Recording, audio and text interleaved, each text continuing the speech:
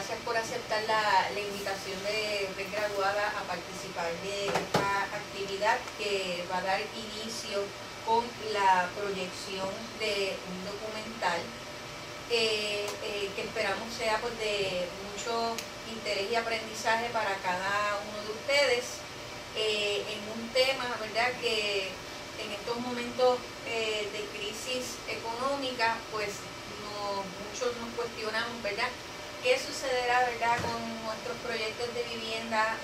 ¿Habrá vivienda asequible para nuestras comunidades? ¿Qué interrogantes, ¿verdad?, tienen estos jóvenes y estas familias, ¿verdad?, que actualmente pasan por los procesos de desalojo, pérdida de empleo, ¿verdad?, y no poder costear sus viviendas, y expropiación a veces forzada de los lugares donde pues han vivido pues prácticamente toda su vida y han hecho pues relaciones de comunidad. Luego de la proyección se va a estar integrando con nosotros 3 personas que luego las vamos a presentar, ¿verdad?, para tener un breve conversatorio y reaccionar un poco a lo que se va a estar proyectando. Además del documental, pues tenemos otros visuales que también queremos compartir con ustedes y generar un poco de discusión sobre este tema que es bien sensitivo y es bien interesante también, pues, que lo discutamos desde aquí también de la universidad. Así que vamos a dar inicio con la proyección.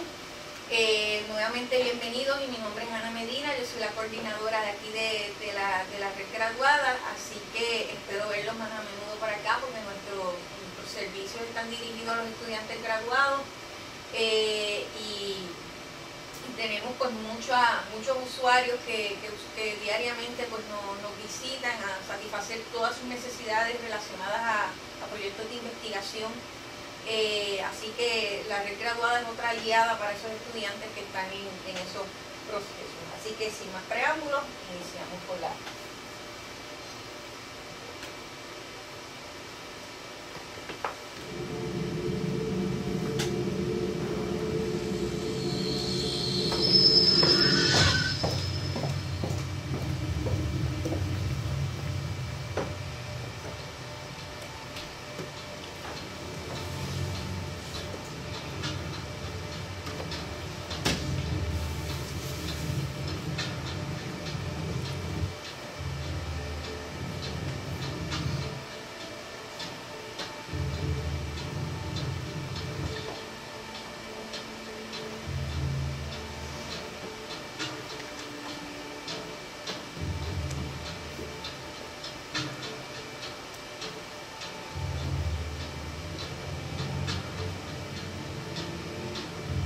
In 2005, columnist Sylvester Brown began a series of articles on the Pruitt-Igoe public housing development where he once resided as a child.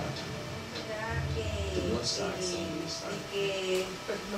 personas que se han mantenido con nosotros para el conversatorio, y quiero pues antes de iniciar agradecer tanto a la profesora Yasmín Crespo, a la profesora Omaira Rivera y a Camil Jerónimo por haber aceptado la invitación para compartir con nosotros esta tarde en la red graduada.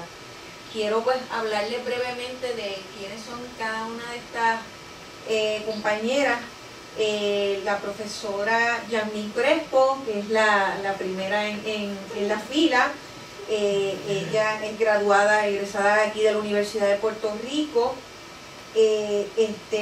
y posee una maestría en Historia y Teoría de la Arquitectura de la Universidad de Harvard, y es parte del colectivo Taller Sin Encargos.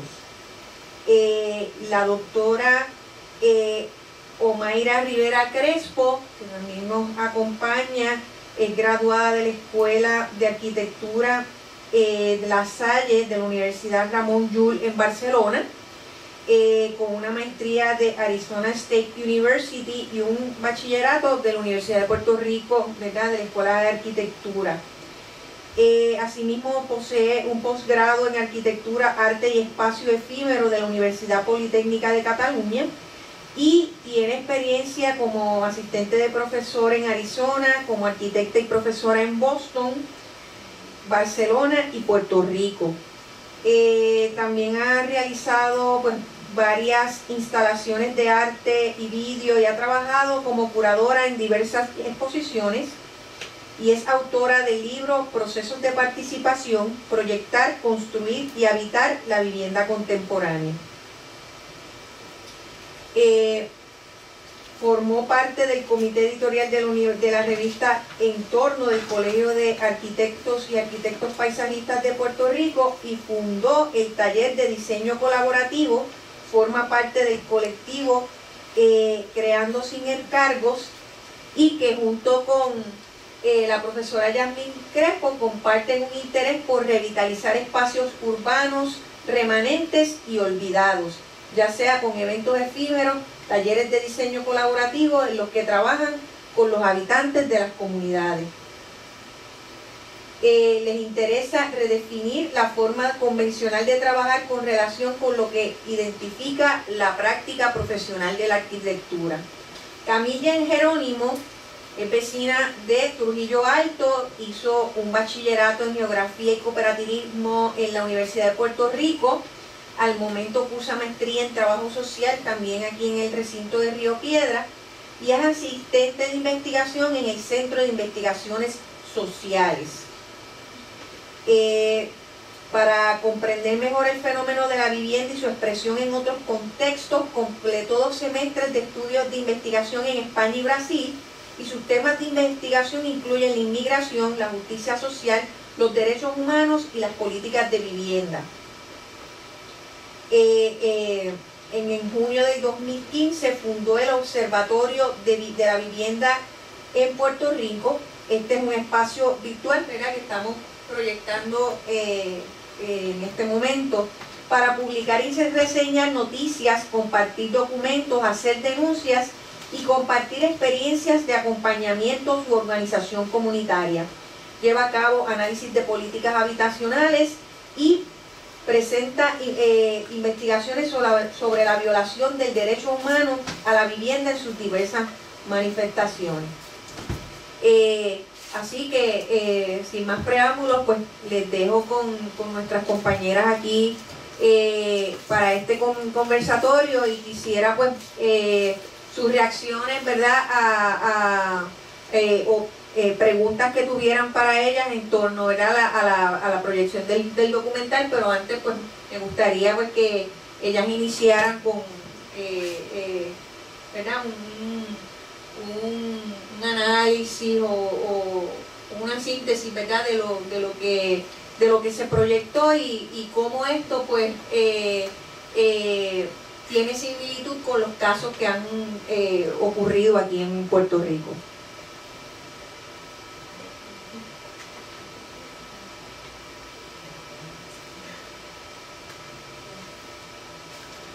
Si quieren, pueden entrar.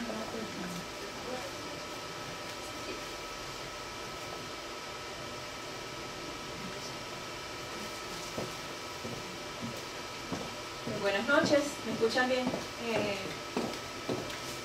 Bueno, yo básicamente estoy aquí porque además de que nos invitaron por parte del taller de Sin Encargos, quería presentarles este trabajo que hemos hecho y cómo se relaciona a lo que hemos visto, ¿no?, y a la situación de la vivienda en Puerto Rico. Una de las razones para la invitación es que yo trabajé mi investigación para mi tesis doctoral sobre vivienda, específicamente sobre procesos de participación en el diseño, construcción y posterior ocupación de la vivienda contemporánea. Entonces yo presenté este libro de mi investigación en el 2012 en el Centro para Puerto Rico. Y esta es una de las conclusiones a las que llego en el libro que quisiera compartir con ustedes, por eso el título de la presentación de lo cotidiano, en donde planteo que los habitantes siempre participan, actúan en y sobre su vivienda, ya que son parte de ella y ella es espectadora de sus eventos cotidianos. No obstante, si en la actualidad los habitantes forman parte del proceso de diseño y construcción de la misma, como solía y suele ocurrir en la arquitectura popular, y si ésta puede adaptarse paulatinamente a su forma de vida, se evitan transformaciones sin planificación que podrían afectar al entorno, ya que el proceso o la ejecución de la obra le pertenecería. Es decir, la vivienda les pertenecería aún antes de ser ocupada. Del mismo modo, podrían colaborar con otros habitantes en la planificación y construcción de su comunidad, ya que su vivienda no es un ente aislado, es parte de un lugar y de un colectivo. Una vivienda identifica a sus habitantes como seres únicos y como parte de una comunidad. Porque es importante este estudio de los procesos de participación, precisamente por el documental que acabamos de ver, de qué es lo que puede ocurrir cuando las personas pues no realmente no tienen ese vínculo con el espacio que habitan, no tienen ese sentido de pertenencia y no se les permite tener tampoco ese sentido de pertenencia, que es lo que hemos podido también ver en el documental. En el libro yo hablo específicamente de cómo, en qué momento las personas pueden trabajar con ese sentido de pertenencia con los espacios que habitan.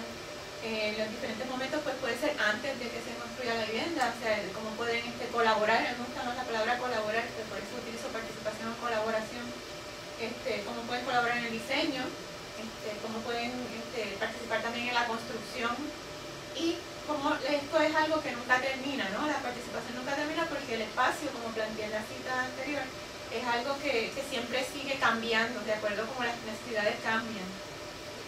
Y entonces estos son algunos de los puntos que toco en la investigación sobre pues, el habitar y construir, la participación en la construcción. Pues esto es algo que ya ocurre, ¿no? En la construcción popular. Entonces hablo en mi investigación sobre las técnicas tradicionales que se utilizan y las técnicas de la ciudad informal, la autoconstrucción, y cómo pues con la construcción industrial, la producción en serie, esto pues fue menguando, ¿no? esa participación en la construcción, pero como hay otras formas de que el espacio se puede personalizar, y lo importante de que estos cambios se puedan anticipar. Estos cambios pues siempre van a ocurrir en el capítulo del que hablo sobre habitar y ser, es pues eso, cómo las personas transforman su vivienda. Hablo históricamente, ¿no? Del movimiento moderno, cómo ocurría eso, cómo realmente no se permitía que las personas participaran, pero eso sí ocurría. Y luego pues al final pues hablo de técnicas y estrategias de participación en el diseño. Ok, ¿cuál es la relación con Puerto Rico? Tan pronto yo regresé a Puerto Rico, pues empecé a trabajar con Yasmín, que nosotras pues ambas estudiamos juntas en la Universidad de Puerto Rico. Entonces ella también tuvo sus experiencias, ¿no? Estudiando y trabajando en Estados Unidos. Yo regresé de España con todas las ganas de trabajar, y entonces un vínculo que queríamos establecer con mi investigación de vivienda es cómo el espacio que se habita pues va más allá del espacio de la casa, ¿no? Cuando tú tienes ese sentido de pertenencia, la vivienda transgrede sus límites. Y entonces, por ejemplo, esto como uno ve esos signos de ocupación y de sentido de pertenencia en los barrios, en Viejo San Juan, cuando uno ve a la gente pues, que saca su sillita afuera, empieza a habitar el espacio público. Esto es una fotografía muy famosa de cómo eso ocurre, ¿no? Como la importancia de ese sentido de pertenencia cuando la gente empieza a habitar el espacio público. Y eso pues es algo que ya ocurre, ¿no? Ya los barrios pues tienen eso de forma espontánea. Y esto es de una noticia que salió hace poco, donde se confirma, ¿no? Que es lo que el poder de la comunidad cuando sale a la calle, y entonces y cómo ese sentido de pertenencia también ayuda a la seguridad del barrio, ¿no? Pues cuando tú ocupas la calle pues no permites que nada ocurra. Sin embargo, eso a veces no se toma en cuenta. De eso han hablado varios arquitectos y varios teóricos, como por ejemplo Jane Jacobs, de cómo pues existe este sentido de comunidad, pero en el deseo de pues comenzar a organizar, a planificar el urbanismo, ¿no? Que es más controlado, que se quiere pues crear pues esta ciudad perfecta, pues a veces no se toma en cuenta cosas que ya existen, ¿no? Esa ciudad sostenible, esas comunidades sostenibles y autosuficientes, pues se echan a un lado. Entonces ocurren cosas como esta en el barrio de San Mateo de Cangrejo, donde ya existía una comunidad como lo que les estoy hablando. Y entonces pues se construyen proyectos como lo que vimos en el documental de Udaigo. Esto ocurrió en Estados Unidos, esto ocurrió en Europa, esto ocurrió aquí en Puerto Rico, donde se empezaron a crear estos masivos proyectos de vivienda, donde ustedes pueden ver, ¿no? Al principio del documental mucha gente estaba contenta, otros les costaba, ¿no?, dejar su comunidad, pero precisamente por eso mismo de dejar ese sentido de comunidad, de la gente que tú conoces, el sentido de pertenencia, para mudarse aquí, pero entonces empezaron a querer transformarlo, adaptarlo a sus necesidades, como la señora, ¿no?, cuando pintó la pared de negro, pues para hacer la pizarra de sus hijos, pues eso es parte de adaptarlo a sus necesidades. Sin embargo, pues había este control, ¿no? Y entonces proyectos como este pues tienen todo el problema de mantenimiento, todo lo que empezó a hacer que esto pues fuera en picada y ocurriera pues lo que ustedes ya saben, ya vieron el documental. Y esto pues ocurría también aquí en Puerto Rico, ocurrió en las acacias, en las gladiolas. Y si ustedes hablan con los habitantes de las gladiolas, por ejemplo, con la líder comunitaria de las gladiolas, que también nos lo han visto por ahí en las noticias y todo eso, pues la historia es bien similar a lo de Udaigo. Entonces eso lo podemos mostrar un poquito aquí, que lo mismo, es exactamente la misma historia de cómo el mantenimiento fue declinando, cómo la segregación les afectó, pero como ellos pues siempre estaban tratando de convertir, eso era su hogar, como decía la señora, ¿no? Cómo continuar con ese sentido de comunidad y de pertenencia, como la señora de las gladiolas también habla de incluso ellos se paraban en los balcones y miraban desde los balcones los juegos de baloncesto, o sea, era bien importante. Y entonces para ellos pues esto fue bien triste, ¿no?, como lo que sucede en el documental. Pero entonces sigue ocurriendo esa resistencia, sigue ocurriendo que la gente pues quiere ocupar los espacios, personalizarlos, convertirlos en su hogar. Esto es un proyecto en Venezuela que formó parte de la última Bienal de Venecia, de unos fotógrafos, los mismos arquitectos del edificio. Este es un edificio que, como ocurrió en muchos casos aquí en Puerto Rico, empezaron a construirlo y se quedó así, se quedó sin terminar. Y entonces la gente empezó a ocuparlo y empezó a convertirlo en su comunidad. Y los mismos arquitectos que lo diseñaron, en lugar de pensar como que, ¿qué pasa con mi edificio?, estuvieron contentos de que finalmente tuvo un uso. Comenzaron a tomar estas fotografías, y estas fotografías pues ganaron un premio en la Bienal de Venecia, de cómo la gente pues con su ingenio convirtió este edificio en su hogar, ocupando de forma espontánea. Eso fue de forma espontánea, pero hay muchos arquitectos que tratan de formalizar esto, ¿no?, de diseñar viviendas colectivas donde pues las personas puedan tener esa oportunidad de transformarlas y adaptarlas a sus necesidades, como este proyecto en Francia, que como ven pues el mismo espacio, exactamente el mismo espacio, puede ser totalmente diferente según las necesidades de las personas que lo ocupan. Igual en este proyecto, el proyecto en Chile de Alejandra Avena, la firma documental alimentar. Él ahora mismo está curando la Bienal de Venecia este año, y se hizo muy famoso por este proyecto de vivienda que la gente, en Iquique, en Chile, que la gente puede terminar las viviendas, son medias viviendas. Y las personas pues cuando habitan este espacio pues pueden empezar a continuar construyéndolo y personalizando tomando esto en cuenta, el trabajo del taller Creando Sin Encargos, para darme resumen, pues nosotros trabajamos con ese espacio que transgrede los límites de la vivienda y de cómo, pues, además de poder personalizar, ¿no?, la vivienda, pues nosotros también podemos darle forma al espacio público.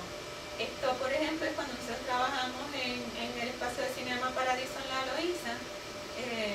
las muchachas que ya habían empezado a trabajar en este espacio, que empezaron a proyectar películas, Michelle Miley Campos, pues trabajamos con ella en cómo podíamos adaptar este espacio a que fuera lo que llamamos aquí pues como una extensión de la sala, de la casa. O sea, este espacio cómo podía comenzar a amueblarse. Trabajamos con estudiantes de la Escuela de Arquitectura de la Universidad Politécnica, cómo podía comenzar a amueblarse y cómo este mobiliario, pues las personas podían añadir más mobiliario y entonces ocuparlo y sentarse y sentirse cómodos, y pues en esto estriba el éxito de este espacio, el éxito que tuvo este espacio, ya por razones también de poco también tiene que ver con la gentrificación, pues ya no existe de la misma manera. Otro trabajo que realizamos relacionado a esto, ¿no? De cómo pues de esas actividades que se pueden realizar en el espacio de la vivienda pues transgreden los límites, como bailar en el espacio público, es un proyecto para piso, que es un colectivo que trabaja con el movimiento del baile en el espacio público, y con estudiantes de la Universidad de Puerto Rico se creó este piso, ocupando un espacio que era precisamente donde se encontraba la comunidad de San Mateo, donde todavía persiste esta vivienda. Entonces, ¿cómo pues podemos empezar a ocupar también ese espacio para bailar? Y como último proyecto que les quería mostrar, que con Yasmín podemos hablar un poquito más al respecto, pues es el workshop de arquitecturas colectivas que realizamos en La Perla. Y aquí pues con lo que trabajamos fue con los niños, como esa extensión del espacio de la vivienda hacia el espacio público, el espacio de la comunidad, para jugar. Los niños de La Perla pues juegan sobre los techos, juegan en las estructuras abandonadas, juegan en los lotes vacíos. Y entonces aquí trabajamos con la comunidad, éramos 4 profesores del taller Creando Sin Encargo, traímos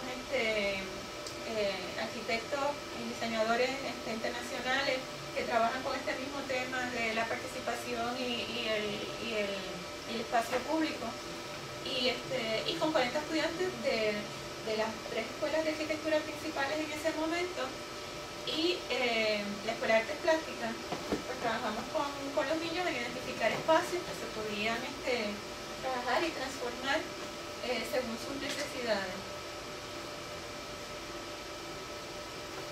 Entonces pues hicimos que fuera convocatoria abierta. Era una convocatoria abierta, no era parte del curso, no. O sea, no era algo, ¿verdad? No era obligatorio, sino que utilizamos las redes para promocionar el ejercicio. Obviamente la duración fue de una semana, donde nosotros junto con ellos nos comprometíamos al diseño y a la construcción de las intervenciones, junto con la comunidad, siempre junto con la comunidad. Exacto, esto es un poquito para mostrarles imágenes de qué es lo que estuvimos trabajando allí, y esa importancia de lo que hablaba anteriormente de la participación, pues hicimos un ejercicio previo como un scavenger hunt de fotografía con los niños, donde los niños nos ayudaron a identificar los espacios para trabajarlos, ¿no? Hacer intervenciones. Uno de estos espacios fue esta escalera que se utilizan los surfers para acceder a la playa. Y entonces con la misma gente de la comunidad, después de hacer el proceso de identificar el espacio y de diseñarlo con un murado abierto con la misma gente de la comunidad, pues se construyó esta extensión de la escalera con espacio para las tablas de surfing. Y otra muy importante, pues volviendo a este tema del espacio público como transgrede los límites, pero esta era la casa de los niños, esta era la casa club de los niños, que era un espacio abandonado, ¿no? No sabíamos si, no era ni siquiera una vivienda entera, ¿no? Pensábamos que era como un baño, quizá una parte de una vivienda, y ellos, esa era su casa club.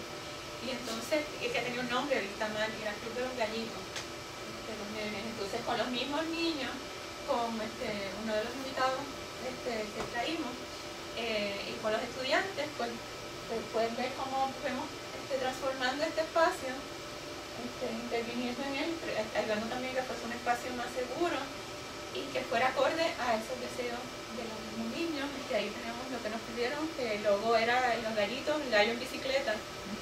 Era parte de esa identidad que queríamos conservar de la Casa Club. Y eso fue para que vean pues como el resultado final de lo que estuvimos trabajando allí. Entonces, nada, eso es para que un poco vieran el trabajo del taller de Sin Encargo y cómo se relaciona a la investigación, y un poco también cómo esta diferencia de cuando vemos aquí los niños jugando de forma espontánea y sienten como la comunidad es suya, a lo que pudimos ver anteriormente, ¿no? Y quisiera que también las compañeras continuaran sobre el tema.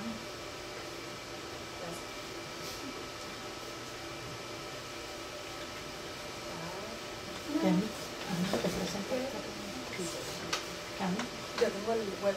Sí, está bien, se puede parar en conferencia.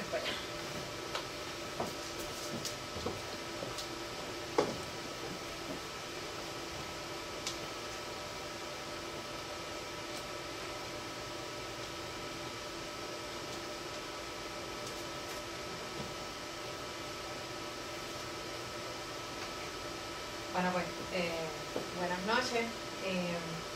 Básicamente lo que me trae aquí esta noche es una invitación a dialogar un poco sobre la situación de la vivienda en Puerto Rico, desde el ejemplo de Furaigo, que es un ejercicio bien desafiante porque habla específicamente del fenómeno de la vivienda pública. Sin embargo, la vivienda tiene muchas dimensiones, algunas de las cuales voy a mencionar, y que me apasiona mucho estudiarlas y discutirlas. El Observatorio de la Vivienda en Puerto Rico, pues surge le voy a dar un kilo porque estaba viendo que estaba blinqueando el kilo. Surge como un espacio sobre el que ir depositando alguna información que venía acumulando de estudios, investigaciones sobre el tema de vivienda, y que cada vez mis amistades tenían la oportunidad de compartir. Mira, sé que estás en este tema, va por ahí. Buscando información sobre la metodología de un observatorio para abordar un fenómeno, me daba cuenta que había, por ejemplo, en el caso de Madrid, un observatorio metropolitano, en el caso de Naciones Unidas hay uno de carácter urbano, pero sobre el tema de la vivienda no encontraba alguno. Sabía que en Puerto Rico habían algunas publicaciones en artículos de periódico con cierta frecuencia, ¿verdad?, sobre el asunto, pero esas publicaciones partían desde la lógica muchas veces de las iniciativas estatales y sus conflictos.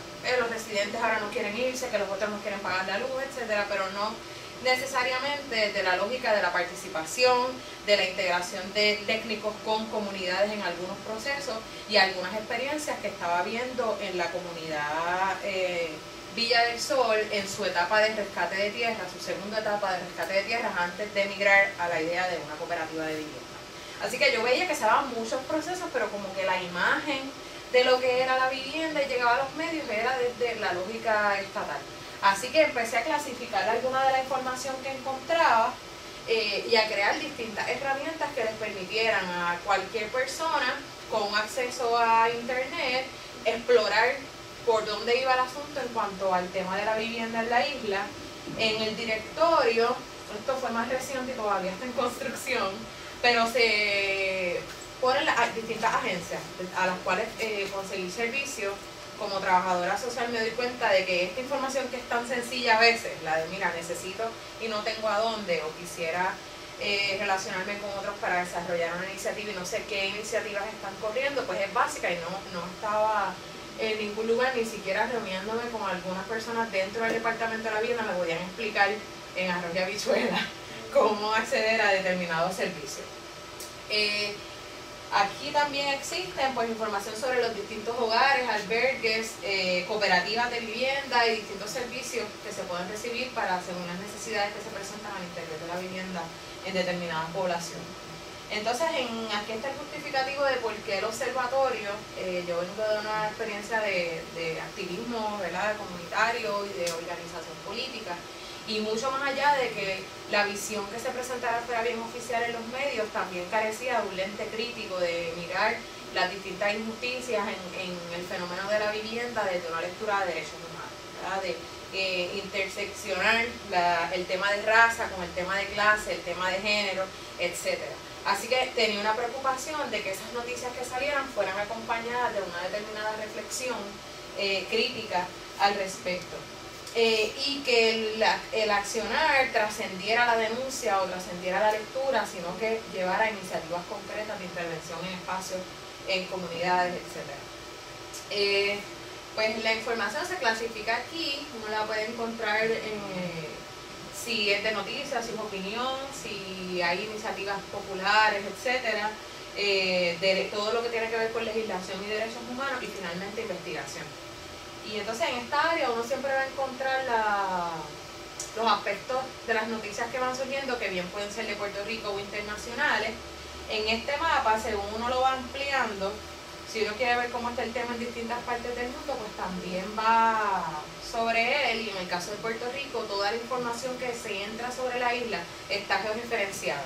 De forma que si yo quiero saber qué está pasando en Tuabaja, puedo distinguirlo de lo que está pasando en Mayagüez y no tener una impresión errónea a escala nacional de que distintos problemas se están presentando de la misma manera en todos los municipios. ¿Qué pasa? Que mientras más ponía noticias de Puerto Rico, más cuenta me daba de que los temas eran bien diversos. Así que en este buscador temático, por lo menos una ya podría distinguir lo que es desahucio, de lo que es expropiación, de los desalojos, de ocupación, del tema de las cooperativas, y así como entrarle al tema que es tan complejo de una forma un poco más organizada. Entonces aquí hay noticias también de zonas rurales y urbanas, algunas páginas amigas por metodología, por temática, y al final algunos de los autores que se han integrado. Así que después de ver Prurigo y partiendo de la idea de siempre hacer estas cosas, haber visto proyectos cooperativos de vivienda, el co-housing, que es una iniciativa que le he estado viendo mucho en distintos países, me doy cuenta que hablar específicamente de la vivienda y entrar en el tema de la vivienda pública nos remite al contexto de Puerto Rico y cómo hemos visto la desaparición de los proyectos de construcción como tal de vivienda pública hacia principios de los 90. Es el momento en el que se detienen las construcciones tipo complejo de edificio como la conocemos y migra en esta era, ¿verdad?, en esta fase neoliberal, al subsidio de vivienda. Entonces, eso tiene un impacto, porque en términos de presupuesto, aquí el gobierno asigna una cantidad, pero más de un 59% del presupuesto que tiene el Departamento de Vivienda es de fondos federales. Así que esa federalización de ese departamento imprime cuáles son las normas y los criterios de construcción y de inclusión de personas. A mí no me sorprendía cuando ella decía, no, es que para que las familias clasificaran en el proyecto, papá no podía estar presente, porque él estaba en su etapa productiva y eso descualificaba a la familia, porque tenemos, y todavía en Puerto Rico existen los proyectos de vivienda pública, la norma de one strike and you're out. O sea, cualquier persona puede tocar tu puerta a las 3 de la mañana para hacerte una prueba de droga, etcétera, y decir, mira, tú ya no cualificas para estar en la vivienda, o hacer que la familia atraviese un proceso de escrutinio por distintas faltas identificadas, que son cosas ilegales, es lo increíble, ejecutadas muchas veces por trabajadores sociales, que es el conflicto ético mayor con la profesión, implican en última instancia un desahucio. Así que cuando vi ese caso, pues todas estas imágenes del trabajo con familias, actualmente hago mi práctica en el departamento de las familias, así que he visto estas cosas bien de cerca.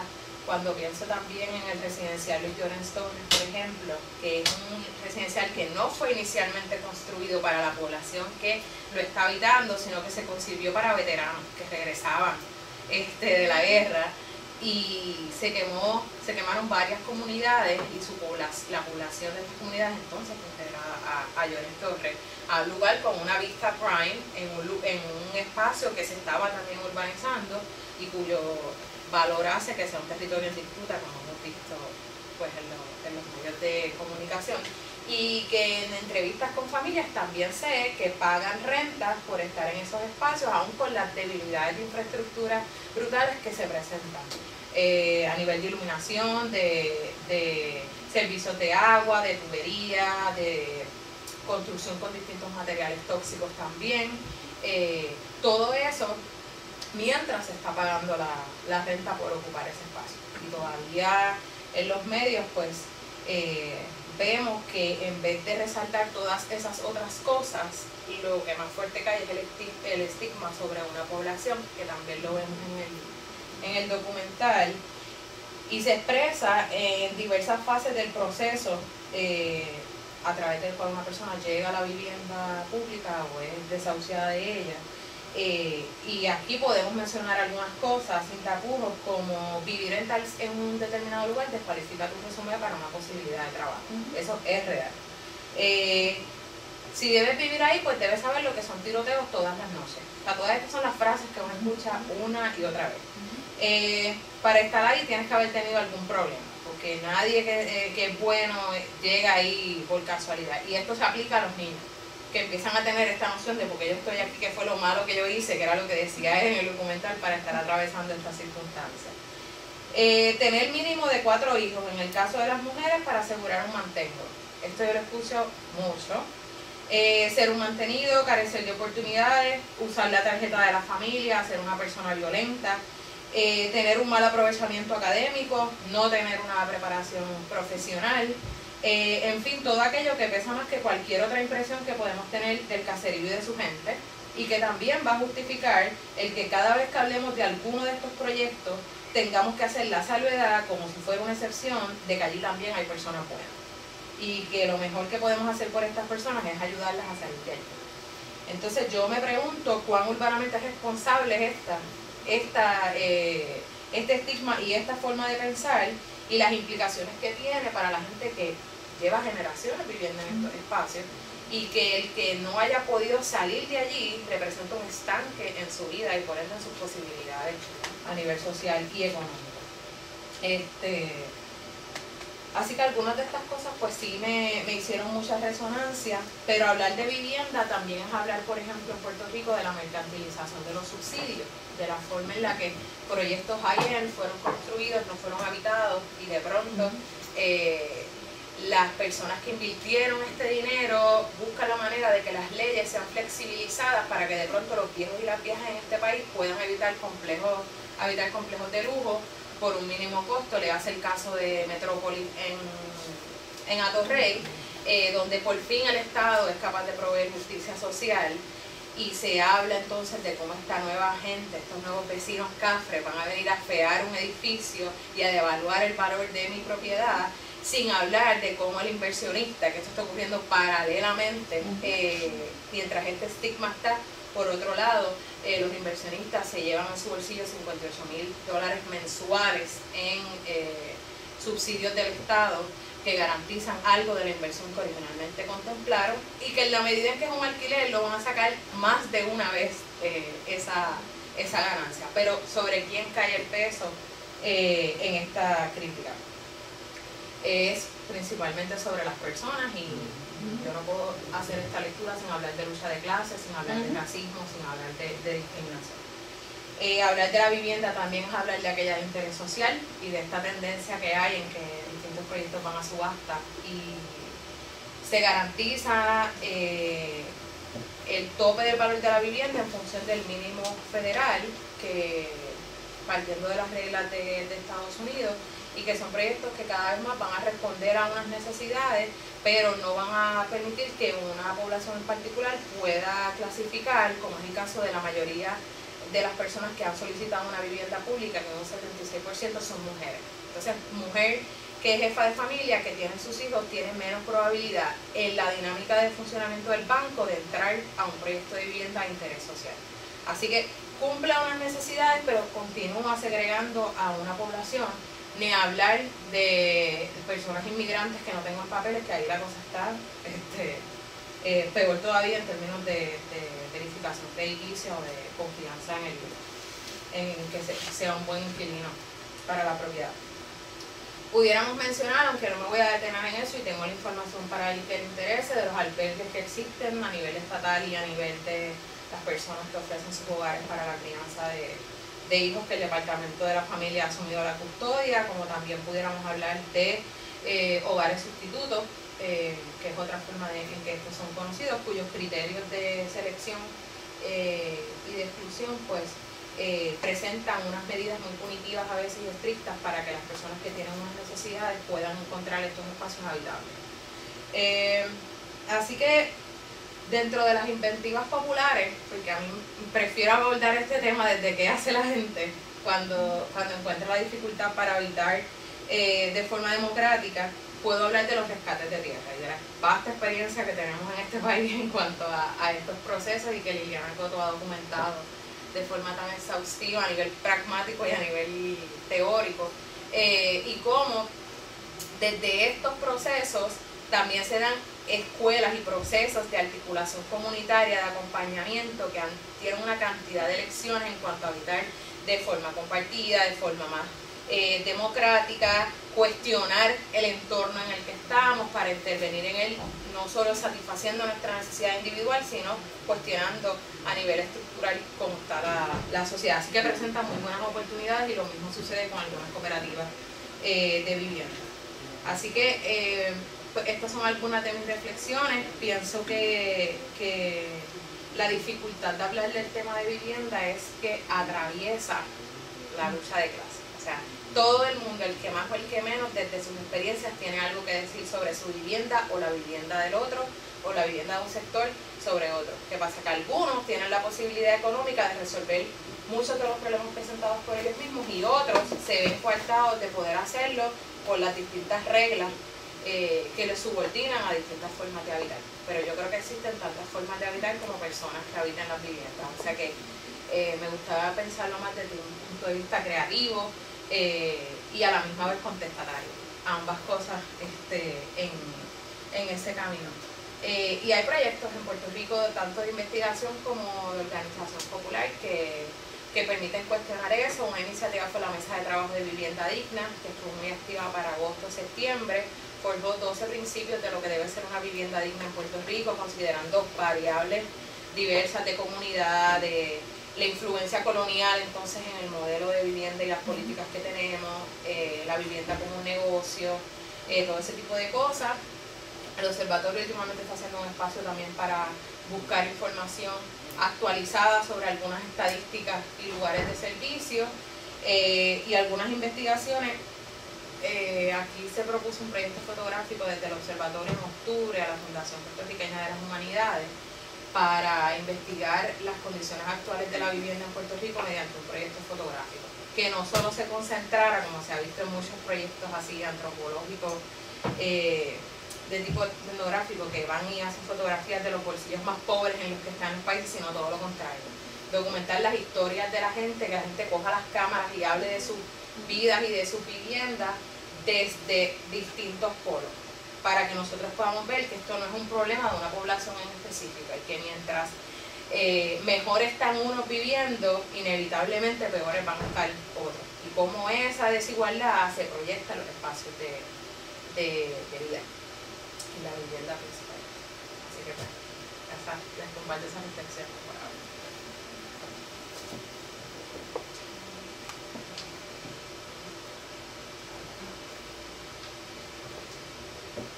¿Alguna pregunta? Presente. Bueno, yo voy a reaccionar, ¿verdad? Como que conozco a todas las panelistas de alguna manera u otra. Yamil porque fue profesora, o Mayra porque he tenido la oportunidad de trabajar con Mayra, y a Camil pues porque mi novia es de trabajo social, así que me siento en confianza. Respondiendo a lo que acabas de decir, como que en estos días estaba leyendo de John Turner y lo que acabas de decir de la vivienda, como que desde hace muchos años se está mencionando lo mismo, que la posibilidad de hacer vivienda va a responder, las opciones que hay de hacer vivienda son igual el número de las personas que simplemente las van a habitar, porque no hay una sola manera de hacer vivienda, ¿verdad? Y entonces también trayendo lo que trae Mayra y los proyectos de Mayra y Yasmín, que son bien interesantes, explorar el issue, que yo creo que es lo que, ¿verdad?, también problematiza la vivienda en Puerto Rico, que es que todos vivimos hacia el interior de la casa. Ya realmente no se vive hacia el exterior de la casa. Todo ocurre dentro de ese espacio, la comunicación. Ya yo no hablo con mi vecino gritándole por la ventana, yo le escribo un texto, lo llamo por teléfono, ya la cuestión de, y lo digo por experiencia propia, yo estaba en mi cama y quería llamar a mi vecina y la llamé por teléfono, yo no me levanté. O sea, la cuestión de interacción física se está disminuyendo bien brutal. Entonces, yo creo que eso era algo que incluso en el documental los residentes de Plutarco mencionan, o sea, como que nosotros jugábamos en los pasillos y las personas veían la actividad que estaba en los patios, pero hubo un cambio. Y realmente esta es como la segunda o tercera vez que yo veo el documental y como quiera no me cabe en la cabeza qué fue lo que cambió. O sea, porque no, o sea, que la misma residente me describa el espacio como uno de felicidad y después que ella se tuvo que ir. No encuentro el clic de ese cambio que tan dicotómico, o sea, tan drástico entre esos dos, en un mismo espacio, dos escenarios distintos. Y yo creo que hoy en día, pues sí, o sea, tú consideras vivir en un edificio, o por lo menos no va tan acorde con el sueño de la casita, el discurso de la casita, y se está dejando para los ancianos y para gente que está cambiando su estructura sociodemográfica. Soy soltero o vivo con mi pareja y no quiero tener hijos, pues me consigo un apartamento en la ciudad, lo que sea. Pero también tiene que tener estacionamiento, porque no voy a vivir en un lugar que no tenga espacio para el carro, porque tampoco la transportación pública en Puerto Rico es precaria. Así que realmente las opciones de la vivienda en la situación urbana de Puerto Rico es sumamente compleja. O sea, tú lo contemplas y hay posibilidades, pero también hay unos sacrificios. O sea, y se ven como sacrificios porque realmente va a ser sacrificado moverse. No sé, yo creo que ¿verdad? Yo no... pensar en una opción para Puerto Rico ahora, o sea, a mí se me hace complicado. Y de hecho yo estoy haciendo un internado en el Departamento de la Vivienda con el arquitecto Carlos Castillo. Y nosotros durante estos meses hemos estado buscando los programas y políticas de vivienda alrededor como que del mundo. A mí me tocó África y a unos compañeros tocó Centro y Suramérica, India, ¿verdad? Y hemos estado estudiando durante más o menos el siglo XX cómo ha cambiado esas políticas y todo, para entonces venir aquí a Puerto Rico, ¿verdad? Y contrastar qué se ha hecho y qué se puede hacer. Pero yo creo que el problema en Puerto Rico pues ya recae en una cuestión de percepción y educación y económica. Y yo creo que ese siempre ha sido lo que mueve la sopa. O sea, yo también consideré Puerta de Tierra en una investigación y fue solamente a través de artículos de periódicos y uno podía ver realmente que los intereses políticos y económicos mueven demasiado cómo la población también se comporta y cómo se acomoda, ¿verdad? Así que es como vamos a empezar en otra isla de nuevo para ver qué. O sea, a veces uno, digo yo, ¿verdad? Pienso como que pues, vamos a movernos y empezar allí en Isla Mona y expandimos, qué sé yo, algo. Porque es como empezar otro país, porque incluso parece más fácil, porque yo creo que hace falta una reestructuración bien grande, ¿verdad? Pero a la misma vez veo que estos esfuerzos, los procesos toman muchos años. Y volvernos a educar la generación, por lo menos mi generación y los que se están levantando. Yo creo que entonces ahí es que nosotros todavía estamos bajo la influencia de la generación de nuestros padres, donde todo era la casita y todo. Así que cuando nosotros tengamos hijos, si decidimos tener hijos, ¿verdad? Entonces ya va a ser otro panorama y nuestros hijos van a estar buscando cambiar lo que nosotros hicimos. Así que, pues, no sé, eso yo creo que es un comentario súper global y bien general que tengo de la presentación, ¿verdad? Y de lo que ustedes compartieron, que me pareció muy bien. Te quería hacer una recomendación que a lo mejor a la compañera también le parece interesante. Algo que tuve oportunidad de ver en Barcelona era y que creo que tengo el documento que lo puedo compartir, que es el decreto de habitabilidad. Ellos crearon unas nuevas normas para la vivienda, o sea, porque realmente, y eso pasa aquí también, aquí el proyecto de Aravena, de las medias viviendas, no se puede hacer, porque tú no puedes hacer una vivienda media. Tiene que ser lo que dicen llave en mano, que todo con el cuarto, la cocina, o sea, como la vivienda típica. Entonces, el decreto de habitabilidad en Barcelona permitía que eso fuese más flexible. Entonces, que no se rigiera por estas normas que vienen también del movimiento moderno de la vivienda tipo, que tienen que tener ciertas cosas, y eso ayudaba también a que facilitar los procesos de lo que hablaba un poco de la personalización de la vivienda y de la idea del sentido de pertenencia. O sea que para el estudio que estaba haciendo con Pablo Castillo, eso es una cosa interesante de ver y que a lo mejor también interesa incluir en el observatorio. Con relación a empezar un país nuevo, pues yo considero que tiene un poco que ver con lo que estaba hablando del documental, de ese cambio tan drástico del panorama que estaban todos felices a que era imposible vivir. Ellos entraron ahí con mucha ilusión. Y eso pasa, o sea, es lo que hablaba de que pues la gente empieza a y vamos a transformar el espacio y esta es mi casita y mira, porque te da mucho el sentimiento, ¿no? Cuando tú ves que dicen, tenía una cama, cada uno tenía una cama. Pero como cuando se van dando cuenta de lo difícil que es habitar ahí, que eso, en fin, la gente que viene en la Viola, cuando uno habla con gente de Llorens, de lo difícil que es, porque todo el mundo tiene el estigma desde afuera de la lista que menciona la compañera. Entonces esas ilusiones un poco van cayendo y lo que piensan es en lo que tú estás pensando, tabula rasa, o sea, yo me quedo de aquí o yo voy sobreviviendo. Y otra forma que me di cuenta también de ese estigma, o que ya me he dado cuenta pero que sigo viéndolo, es que por ejemplo para la presentación que estábamos buscando esta imagen,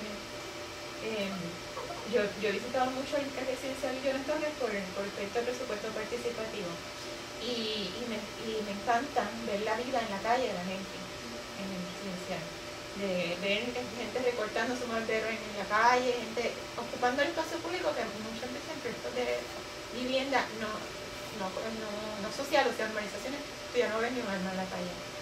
Y entonces, pero es cosa que uno ve, pero nunca fotografía. O sea, yo sentaba, mira qué chévere, entonces como que lo tenía, dije, voy a buscar fotos, ¿no? de presencial. Y pues lo que te aparecen en Google Images es redada, pelea, policía, todo menos lo que uno ve cuando uno entra allí. Entonces, eso no sé, es parte de ese estigma y de cuando uno empieza a ver dónde estriba esa diferencia entre este es mi hogar y este es un vivir junto. O sea, es como que...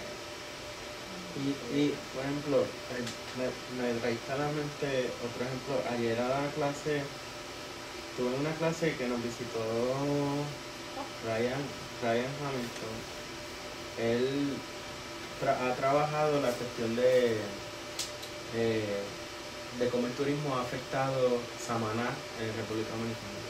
Entonces él nos dio un trasfondo de la historia de Trujillo y cómo en el proceso de 1930, antes de 1930 Trujillo amaba a los haitianos y después de 1930 se levantó un discurso en contra de los haitianos y hasta hoy día los dominicanos y los haitianos no se llevan. Y es como que el poder que tienen los medios y los poderes políticos para entonces establecer paradigmas de percepción de los espacios, de percepción de clases sociales, de qué se hace y qué se deja de hacer. Y me pareció sumamente curioso lo que acabas de compartir, de que, por ejemplo, yo no puedo entregar una caja sin divisiones de cuartos y baños a alguien para que la o sea, para que simplemente la construya. O sea, según, en las leyes de Puerto Rico eso no se permite. No. No, Ok. en realidad ahora también está subiendo estos lots, pero cuando lo ves es como que de lujo. Ok. O sea que también va a depender de del acceso. O sea, si es loft, pues está permitido. Si es vivienda oficial, pues no, pues tiene que tener todas las divisiones. Un poco de decir, toma lo que te damos, si no, esa es otra idea de que también está comunista. Pero se quejan, estén mal agradecidos, como esto, estamos dando una casita entera, pero si no es realmente, si no se adapta a las necesidades, pues la gente la quiere adaptar. Ajá. Igual yo pienso que el tema de la vivienda envuelve muchas disciplinas, ¿verdad? Y cada uno de nosotros, desde lo que estudiamos, lo que nos interesa, lo que nos apasiona, pues tratamos de ver cómo podemos ir pues sembrando cambios. Y entonces yo creo que Mayra y yo siempre, desde que reconectamos, como yo digo, entendimos que la disciplina de la arquitectura, pues nosotros teníamos la suerte de poder impactar a estudiantes, ¿no? Que son ¿verdad? Como tú y como todos nosotros estamos en un proceso de entender hacia dónde vamos y aprender muchas cosas que quizás en tu núcleo familiar pues creciste con ellas, ¿verdad? Como lo es la responsabilidad social y el espacio público y como yo digo a mi hijo, y el espacio personal. Y quizás sí, quizás no. Entonces en la universidad pues se te dan estas herramientas o estas oportunidades de poder trabajar en proyectos como estos y no sé, ¿verdad? Quisiera decir que el estigma se pudiese borrar en su totalidad, pero por lo menos, ¿verdad? Siendo ya mentes pensantes, ¿no? Con el pensamiento crítico y la visita a los lugares y participando junto a los niños y junto a los envejecientes y pues eso va cambiando y tú vas regresando, porque en un principio cuando citamos a los estudiantes a encontrarnos en el centro de la Perla, podemos entrar en la Perla. ¿Y cómo entramos? Y nos encontramos afuera. Y entonces, bueno, por la escalera, o en el carro, y una vez entonces ya ellos estuvieron allí y pues ya eso ya no era un problema, ¿verdad? Ya la primera vez que bajaron y cuando se hicieron las dinámicas con los niños, porque yo siempre he dicho que en términos de metodología es bien positiva porque, ¿verdad? Esa inocencia es difícil tú tenerle miedo a un niño, ¿verdad? O que te sientas intimidada por un niño. Entonces que él te enseñe con tanto orgullo, su comunidad, por dónde yo cruzo, por dónde están mis gallos. A pesar de que su comunidad, desde la perspectiva de un arquitecto, está deteriorada, su infraestructura está, ¿verdad? En serias condiciones, ¿verdad? Físicas pues, graves, pero para él y para su familia en general, pues tienen una casa, está en su hogar, está en una localización más que privilegiada, la vista al mar, el acceso al mar. Entonces yo creo que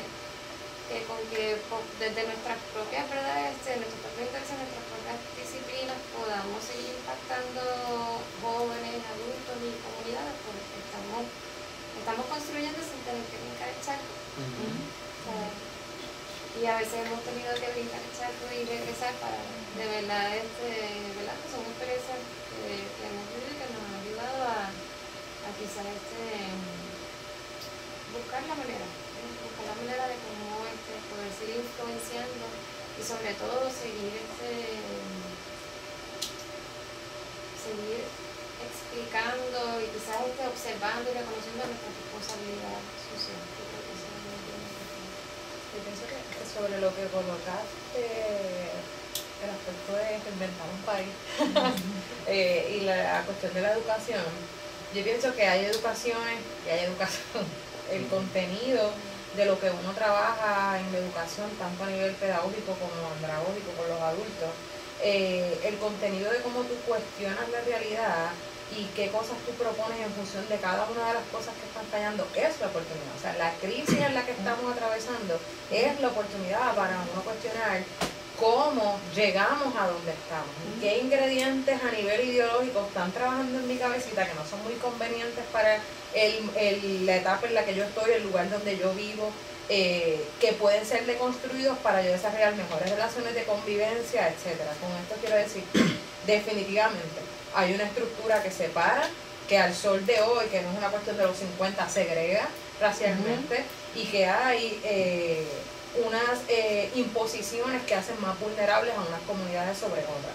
Eso definitivamente ocurre, pero además en la forma en la que nosotros y nosotras estamos viendo el mundo, hay muchas de esas semillas puestas de cómo reproducir esos patrones, porque es el modelo económico que está imperando. Ahora bien, cuando tú trabajas con niños y con niñas y tú dices, ok, vamos a jugar un ejercicio creativo, vamos a proyectar la comunidad de mis sueños, y emplean ahí un par de horas diseñando las mega casas con las mega piscinas, eso es lo que sale, porque eso es lo que se ve en aparatitos como la televisión que hablaba esta señora, que se empieza a modelar una vida que no es la tuya y que de pronto es como más atractiva al drama familiar que tú puedas estar viviendo en tu casa y a las condiciones en las que tú estás. Así que mucho de eso sale y de pronto dices, ok, ¿cuál es la comunidad que yo tengo actual? Y ahí tú haces un ejercicio de empezar a ver las diferencias. Pues hay muchos árboles, pero en la comunidad de mis sueños hay muchas casas y las casas son de 3 y 4 pisos y en cada piso en uno hay un cine. Esto es lo que imaginan, porque es toda la diversión en el espacio privado. No es toda la diversión puesta en espacios comunes o de formas sustentables a nivel ambiental. Es todo lo contrario, es la reproducción, y eso en una mente inocente que le va a tocar vivir eso en distintas fases, los choques con la realidad, sí son ejercicios de cuestionamiento que uno puede hacer desde ese momento. ¿Por qué no primamos mejor que todos podamos disfrutarlo? Con conceptos extremadamente complejos que pueden ser trabajados, que yo no digo que no, sino que de una forma más simple. Tampoco digo que el lenguaje debe ser reducido, porque esa es una cosa que yo he escuchado mucho y a mí me da alergia cada vez que la oigo. Que la gente tiene que explicarle las cosas en arroz y habichuelas. Sí, pero es que hay arroz y habichuelas guisado, aquí lo tenemos con pollo, ¿entiendes? Eso también va a llevar un matiz sobre qué impresión tú tienes de la gente con la que tú estás trabajando o que estás acompañando en distintos procesos. Así que en términos de educación, sí, yo creo que ese es el camino, pero tiene que ser una educación crítica. En mi caso, la metodología por excelencia ha sido la educación popular en distintas facetas. Para concebir comunidad, para cuestionar vida en comunidad, para desarrollar proyectos cooperativos y distintas cosas. Pero siempre el espacio de formación, cuestionamiento de las realidades propuestas, como que es un híbrido. Todo va integrado en el mismo diseño educativo. Yo tenía una pregunta. ¿Verdad? En el caso, ¿verdad?, del proyecto del taller, cuando ustedes van a participar en las comunidades, ¿cómo es ese recibimiento al inicio? ¿Cómo reacciona la comunidad pues, al principio, durante y después que ustedes intervienen? Hemos visto de todo, hay incredulidad también, hemos visto eso, ¿no? Como que viene, no sé, pero lo que hablaba también de los niños es muy interesante, porque en ellos no hay nada de eso. Ellos le parecen súper interesante y chévere y crean contigo, ¿no? Quizás la gente mayor, pues sí hay a veces como incredulidad, porque no sé, la gente también tiene mucho miedo. No solamente esta historia de que los estudiantes tenían miedo a entrar, sino la gente tiene miedo a que tú entres también, porque hay cosas que se han ilusionado y nunca han salido. Entonces yo creo que es lo que viene a pasar aquí, que les vengan a imponer algo, o que se vengan a poner algo, entonces después si ven que es algo distintivo, entonces se entusiasman, pero hay miedo y hay incredulidad. Yo creo que con la intención ha sido diferente, y en algunas hemos aprendido sea, ha sido un proceso, aunque el taller fue de una semana o 2 semanas, en realidad ya nosotros llevamos una gran cantidad de veces que habíamos ido a lo largo de todo un año, íbamos a las reuniones de la comunidad, o sea, que uno va compartiendo con ellos poco a poco, se da uno a conocer, explicamos cómo pues, nuestro ejercicio, aunque es académico, ¿verdad? Pues sí tiene ¿sabes? Que tiene un objetivo que va a ser moldeado con ellos, o sea, que no es que venimos con una idea, nosotros queremos usar el centro comunal y convertirlo, o sea, siempre tratamos de dialogar con ellos en qué se va a hacer, cómo se va a hacer y cómo ellos entonces también van a participar, nos van a ayudar. Y pienso que también mucho, es algo que yo sé que a Omar le interesa mucho y a mí también es siempre regresar y ver cómo se cuida lo que se hizo, cómo lo utilizan.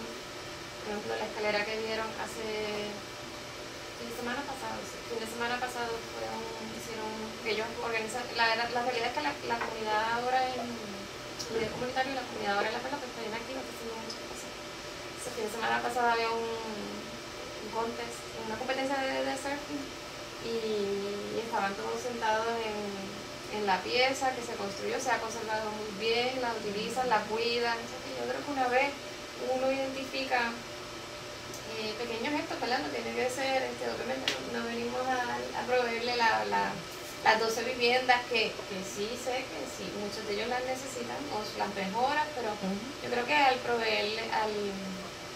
reforzar el espacio público, en realidad eso ha ayudado mucho y ha contribuido mucho ya a las actividades que ellos realizan en la calle y cómo ellos se comportan a diario. O sea que como estamos contribuyendo a lo cotidiano, ¿verdad? A lo que es su manera de ocupar el espacio, pues yo creo que por eso también se aprecia. Y también el proceso participativo es importante porque además de ir a las reuniones y eso, pues hacer ejercicios como este taller de fotografía, pues hace que no sea como que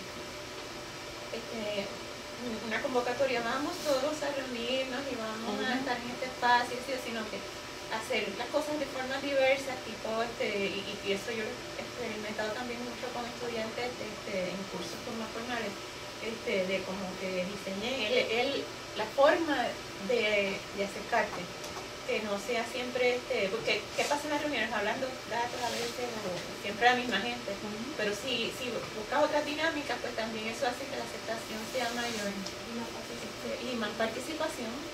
Y entonces buscar esas formas que también es importante para ellos.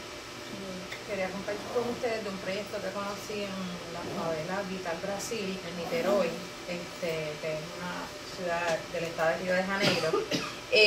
Existe un proyecto que se llama Arquitectos de Familia, pero es un proyecto que está constituido por un equipo de geógrafos, planificadores, trabajadoras sociales, tiene como la hibridez disciplinaria ahí. Y desde un principio, cada uno aportó desde su disciplina y lo que los trabajadores sociales dijeron es que querían romper con la noción asistencialista, de que yo llego allí, yo desarrollo X cantidad de viviendas mediante procesos mínimos de participación en los que escuchamos su decir y cumplimos su voluntad. El proyecto se ha instalado como por ya 8 años y ha ganado premios y todo, porque lo primero que hizo la comunidad fue hacer como una cartografía participativa de dónde estaban las viviendas y qué necesidades presentaba cada una. Entonces, después de eso hacen como un plan. Bueno, pues para que la comunidad esté en óptimo estado se necesita mejorar de la casa de Aguilda tal cosa, de la casa de Pedro tal otra, bla, bla. Pero además, ¿cómo vamos a conseguir estos materiales? O sea, aquí vino la creatividad. Muchos trabajaban en construcciones, entonces ya tenían las destrezas, de forma que los proyectos salían mucho más baratos de lo que uno concebía, y en otros casos se necesitaban soluciones creativas, porque con lo que presentaba el mercado era o muy costoso o se iba a deteriorar muy rápido y no se iba a poder garantizar la vivienda para generaciones futuras. Entonces consiguieron de ferretería, que aquí para mí está el ingenio, que ponían en display productos para su población y tenían que decomisarlos al cierre de cada temporada. Entonces ellos iban haciendo como un banco de todos esos materiales y se distribuían en una feria popular, como una feria de trueque de economía solidaria. Sin embargo, como tenían que romper con la lógica asistencialista, entonces crean como un banco. Entonces, la comunidad desarrolla una moneda y con esa moneda era que podían canjear por los productos, pero la forma en la que tú accedías a esa moneda era a través del reciclaje de los productos de tu casa. Y ese proceso de reciclaje iba acompañado de otra lógica, y es que hay una imposición legal a las empresas de que tienen que tratar el 20% de los materiales que generan de basura. Así que ellos le llevaron todos esos productos reciclables, que en su mayoría eran de las latas estas de... aquí lo hay en cartón, pero que es como aluminio por dentro. Pues cogían todas esas planchas, se las devolvían a la empresa y les pedían que se las plancharan en unos moldes de forma que ellos pudieran construir tejas con ese material. Entonces, ese material servía para cubrir muchos de los techos de las propiedades, funcionaba mucho mejor que el ladrillo porque mantenía una temperatura fresca en un lugar que hace un calor insoportable. Es visualmente atractivo porque producto de toda esa mezcla de material y estampa se ven como unos mosaicos. El agua corre porque ¿verdad? Es impermeable, y eso también es vendido con la moneda esta dentro de la feria. O sea que son alternativas de cómo uno dice, ok, tengo este problema, voy a poner toda mi mente a funcionar, a ver en qué universo yo cumplo con mis objetivos y con los objetivos que la comunidad se ha establecido junto a mí en X cantidad de problemas. Y trata de ser lo más vertical posible en cuanto a respetar los procesos de participación, aunque vayan en contra de lo que tú piensas que es lo más adecuado a realizar. Así que son experiencias arquitectos de familia ese proyecto.